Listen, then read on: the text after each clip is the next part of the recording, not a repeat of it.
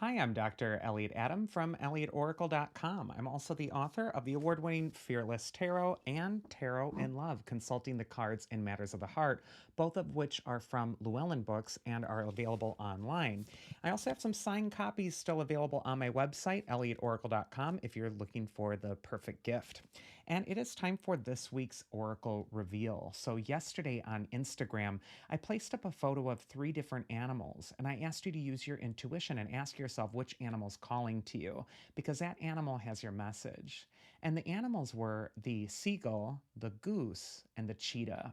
So if you're just joining me now, ask yourself which animal's getting caught in your head. It doesn't have to be your favorite animal, it just has to be the one that's kind of pulling on your consciousness, because that animal is the one with your message. So for those of you who picked the seagull spirit, this card says, now is the time for deep emotional healing. And if you're attracted to Seagull this next week, it might be a time when you're really paying attention to your own emotions, your own feelings. It might also be a time when you're expressing them somehow. A lot of times, emotions can be difficult for us if we bottle them up or if they're really stuck within. And Seagull can teach you to release emotions, either through tears or through communication or through some sort of creative expression. This will really help loosen the grip of that emotion that's on you. First card for Seagull is where it's best for them to place their focus this next week. And we actually get the Queen of Wands reversed. Now, upright, the Queen of Wands is the person that everybody wants to be. She's confident. She walks into the room, everybody notices her, and she knows her worth and her value. When she comes up reversed, she could indicate that this is a time when you're feeling a little bit shaky in your own abilities. And what I want to tell you is that many people who are successful have what they call imposter syndrome, where they're wondering, am I really supposed to be here? Do I really belong? And Queen of Wands reverse kind of encapsulates that kind of consciousness.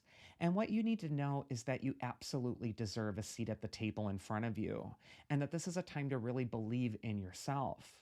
The Queen of Wands is also the actress of the tarot, and when she comes up reversed, she might indicate that it's time to fake it until you make it. You may need to act as if you're ready for something before you actually feel you are. But upright or reverse, the Queen of Wands is about self esteem and really paying attention to how you really feel about yourself and letting yourself shine. Second card is going to be advice from your inner wisdom if you pick the seagull. And we got the Four of Pentacles, which shows the miser clutching the four coins really tightly. He's thinking if he holds them tightly, he's going to be able to preserve his security. And yet, when we look at his face on the card, he's actually miserable. So, a lot of times, this card will ask you to take a mental inventory of what you think is bringing you such value on your path at this time and reevaluate it. Ask yourself, is this something that's even making me happy anymore? The Four of Pentacles can be that card of like hanging on to a job that doesn't feel fulfilling just because you think it's the only way you can get by. Or sometimes it can represent that scarcity consciousness that you just have to tolerate things the way they are. And sometimes we do. Sometimes we do have to do a job we don't like to do just to make ends meet. And yet, Four of Pentacles is telling you it might be a time to think of a new way. It might also be a time with that Queen of Wands reversed to start having some confidence in your ability to do something different. It may require some planning. You can't just quit your job today, but the Four of Pentacles can indicate that this is a time to reevaluate what you feel is of value in your own life at this time. And it's also important that you're only holding the highest standard for yourselves. So emotionally, with that seagull, if you're feeling like you're bogged down by something that you're hanging on to for security, these cards could say that it's time to come up with a strategy for how to change that.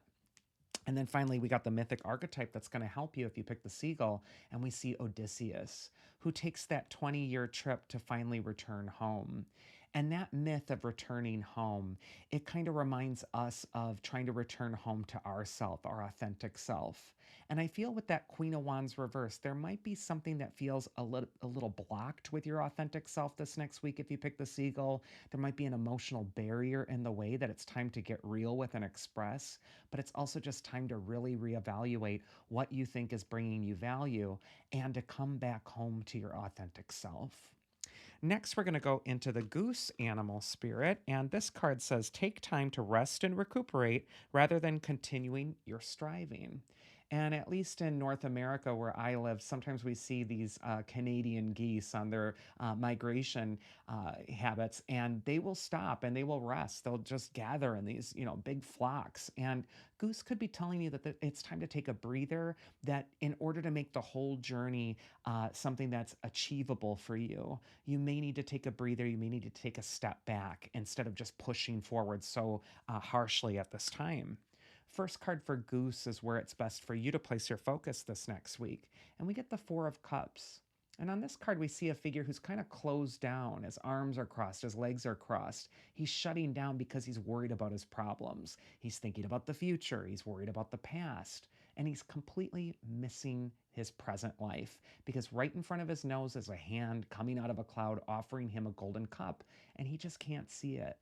So sometimes the Four of Cups can say if you're so focused on the problem, you may not be able to see the forest for the trees.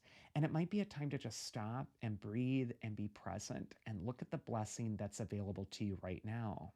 The advice from your inner wisdom is the Three of Swords reversed if you pick the Goose. And for me, this is a good sign. When the Three of Swords reversed comes up, it says that the heart is finally ready to mend, it's finally ready to heal. However, you might need to take yes for an answer. Both of these cards have a tendency to hang on to something difficult emotionally and to just chew on it and replay it in your head over and over again. And in that way, the heart is not going to find the healing it's looking for. And so, what I'm feeling is that you may need to take yes for an answer with whatever spirit is bringing you in your path right now, the way forward. It may require you to release some old pain, but with Three of Swords reversed, you're definitely ready to do it. And then the mythic archetype that's going to help you is Cerberus, the guardian of the underworld. And the underworld is a symbol for our unconscious, but also our deeper self. And we're often afraid of the underworld. It's the land of the dead, it's the land of change and transformation.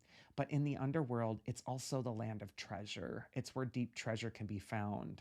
And I feel like it's time to go within if you pick the Goose. It's time to stop pushing ahead so hard with the thing you're trying to make work for you right now. And instead, it's time to face your fears and go within and find the treasure that's already available. And then finally, we got the Cheetah animal spirit. And this card says, get clear on your intention, stay focused, and move quickly to achieve your goal.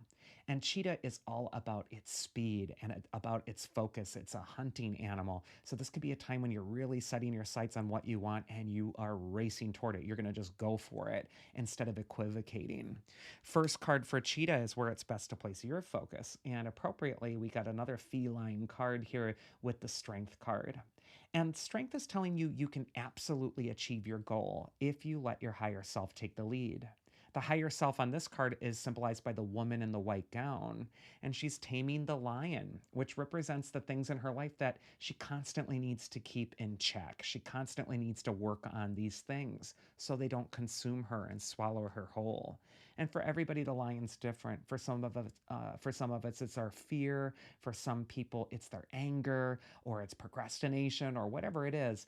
But the strength card is telling you it's time to get a handle on that through daily action and smart choices. The next card is advice from your inner wisdom. And we actually get the Ace of Cups, which is just saying, let love be the answer. Fall in love with your life again. It's a time of rebirth and renewal. It may also be a time for a new beginning, and you may need to start to inject some newfound enthusiasm in something that you've been doing for quite some time.